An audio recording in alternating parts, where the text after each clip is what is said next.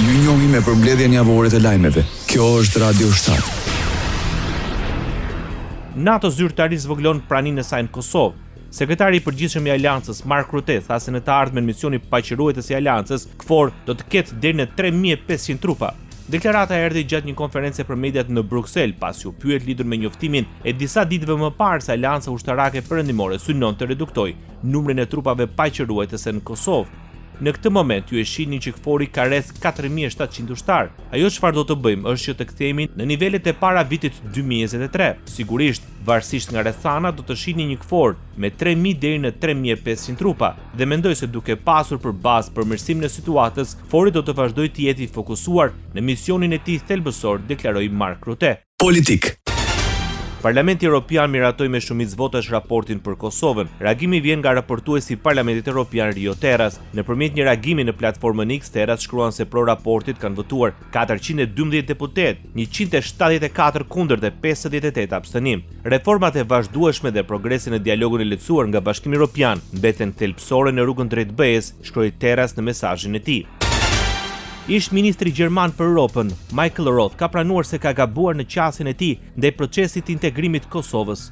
Sipas tij, për vite me radhë kishte besuar se përparimi në dialogun me Serbinë ishte kushti kryesor për afrimin e Kosovës me Bashkimin Evropian. Roth tha se me kalimin e kohës ka kuptuar që kjo qasje nuk ishte e drejtë, pasi dialogu nuk ishte i balancuar mes dy palëve. Sipas tij, përparimi në dialog ishte shumë i rëndësishëm për Kosovën sesa për Serbinë, gjë që i krijoi Beogradit mundësinë ta përdorte procesin si mjet bllokimi ndaj Prishtinës. Roth kritikoi gjithashtu qasjen e Bashkimit Evropian ndaj liderëve autoritar në rajon, duke thënë se Europa nuk u ka dërguar gjithmonë mesazhe të qarta për orientimin e tyre gjeopolitik. Ambasada amerikane në Prishtinë kërkon nga klasa politike në Kosovë që të bashkëpunojë e të formojnë institucionet e vendit pas një periudhe të gjatë bllokade politike. Ky ngërç i vazhdueshëm politik po i kushton Kosovës mundësi të humbura. Ka ardhur koha që udhëheqësit të vendosin përparimin dhe stabilitetin në plan të parë për të mirën e të gjithë qytetarëve, tha një zëdhënës i ambasadës për Median Express. Sipas saj, zgjidhja vjen duke formuar institucionin në përputhje me kushtetutën dhe vendimet e gjykatës kushtetuese. Kryetari i partisë më të madhe dhe pas zgjedhjeve të parakohshme në Kosovë, kryeministri në detyrë Albin Kurti, premton se për zgjedhjen e presidentit do të vijojë të kërkojë bashkëpunim me opozitën. Sipas tij, në të kaluarën ka pasur oferta për bashkëpunim nga ana e vetëvendosjes, por sipas tij ato janë refuzuar nga partitë opozitare. Nuk kanë munguar ofertat në kaluarën nga ana jon. Qasja jon është konstruktive, është kreative, është aktive, por shpresoj që kësaj radhe do të ndryshojë qasja e opozitës dhe propozimeve tona, sikurse herën e kaluar që ju përgjigjen me refuzime, nuk do t'i kenë më pjesë të identitetit që na bëri të quajmë blok opozitar. Kryeministri në detyrë Albin Kurti ka mohuar pretendimet e ish-kryetarit të Aleancës për Artëmërinë e Kosovës Ramush Haradinaj se lëvizja vetëvendosje po përgatit protesta kundër gazit amerikan, duke cilësuar këto raportime si lajme të pavërteta. Kam parë që janë qarkulluar disa lajme të rrejshme për atë se lëvizja vetëvendosje planifikon të bëjë protesta. Tash natyrisht në këtë shekull protestat më të fuqishme ka bërë lëvizja vetëvendosje dhe ndoshta kur njerëzit mendojnë protestën e mendojnë lëvizjen vetëvendosje. Mirë po, kjo nuk flet asgjë për neve, kjo flet për ata. Zëvendës kryeministre dhe ministre në detyrë drejtësisë e Kosovës Donika Gërvalla shman komentet mbi koalicionet e mundshme pas zgjedhore. Ajo deklaron se lëvizja vetëvendosje dhe partnerët e saj do të presin certifikimin e rezultateve përfundimtare të zgjedhjeve përpara se të diskutojnë për bashkëpunime politike dhe mundësitë për zgjedhjen e presidentit ose presidentes së vendit. Nuk I kemi ende rezultatet përfundimtare të certifikuara. Kur t'i kemi rezultatet e certifikuara, do të shohim se cilat janë mundësitë që na ofrohen.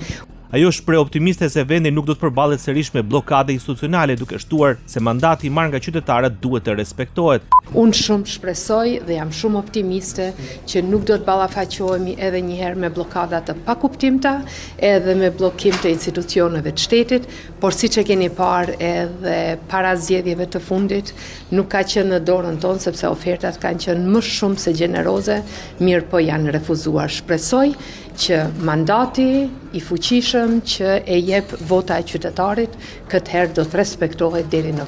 Ekonomi. Oda ekonomike amerikane në Kosovë shpreu dhe një shqetësimin e saj mbi mungesën e vazhdueshme të konsideratës nga ana e qeverisë në detyrë për të mbështetur përfshirjen e Kosovës në infrastrukturën dhe rrjetin e furnizimit me gaz të lëngshëm natyror LNG.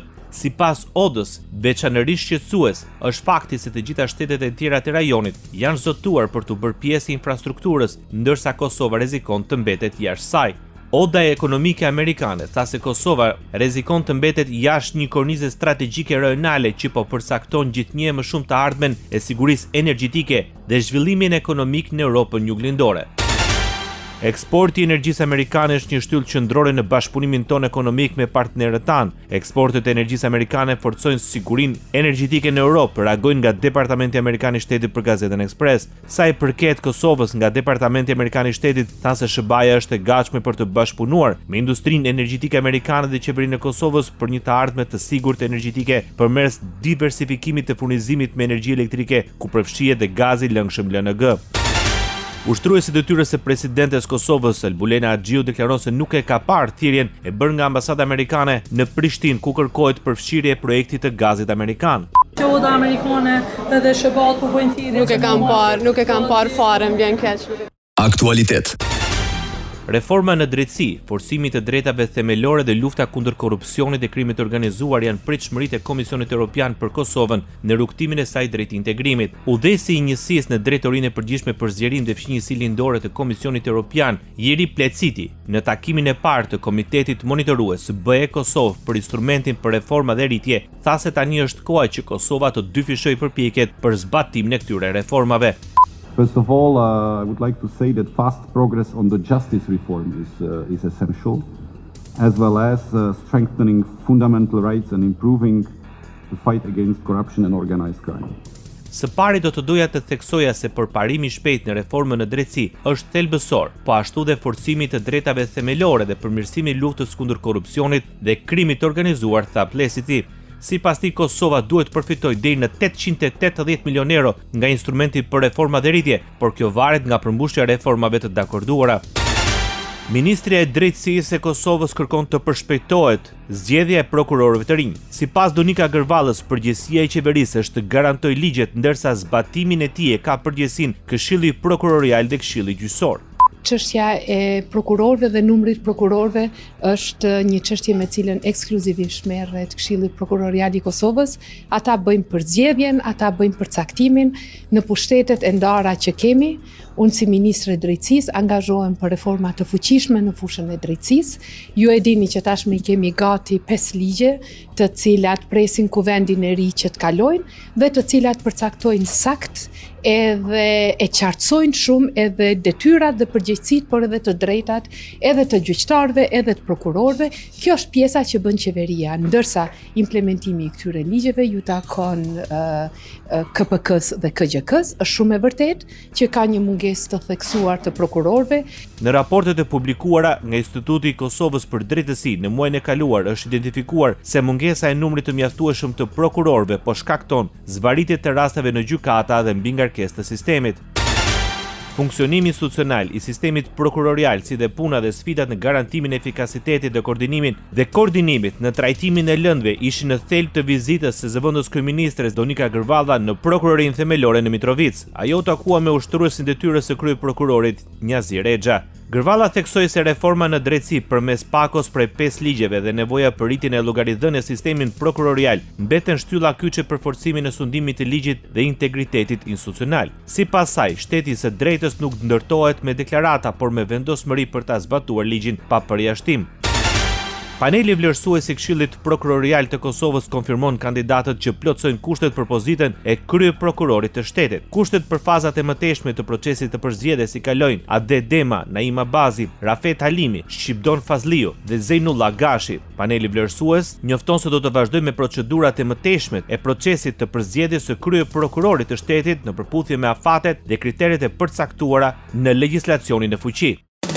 Ndoqët për mbledhjen javore të lajmeve. Kjo është Radio 7, zëri pozitiv i qytetit.